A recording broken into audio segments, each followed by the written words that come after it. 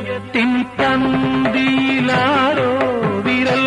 തൊടും മൃദുലമാം നിസ്വനം പോലെ ഇലകളിൽ ജലകണം ഇറ്റു വീഴും പോലെ ഉയിരിൽ അമൃതം തളിച്ച പോലെ കരളവിലോലം